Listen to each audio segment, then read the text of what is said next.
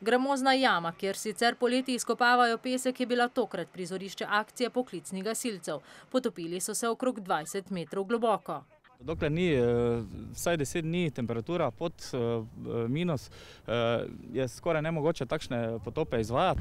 Kljub izjemno težkim razmeram, danes je tukaj okrog minus 12 stopinj Celzija, se je potopilo okrog 15 gasilcev, tudi zato, da bi dobili izkušnje, kako izgleda potop pod ledom in da dobijo izkušnje, kako reševati takrat, ko gre za res. Pod ledom nimaš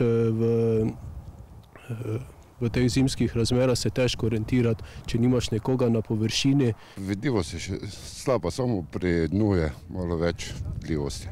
Zato je izjemno pomembna pomoč gasilcev, ki so na površini, saj z dogovorjenimi znaki z vrvjo komunicirajo s potapljačem. Potem dva potega, on meni da potrebuje vrv. Torej on meni dvakrat cukne, ima še dan podam vrvi. Trikrat cukne, da objekt najden, ali oziroma topljenje avto, bilo kaj iščemo, da je najdeno. Štirikrat pa, da se on vrne na površino. Mariborski gasilci v povprečju pri tovrstnem reševanju pomagajo kar okoli 10-krat letno. Tudi Milan Šega, za njim je že več kot 130 potopov, je že večkrat reševal iz vode. Pri meni je žal bil avto pa mrtev človek, pač narediš to, ko je. In to so posnetki iz leta 2010, ko je voznica z avtom zapeljala v Dravo. Večina takih reševanj se žal konča s smrtnim izidom.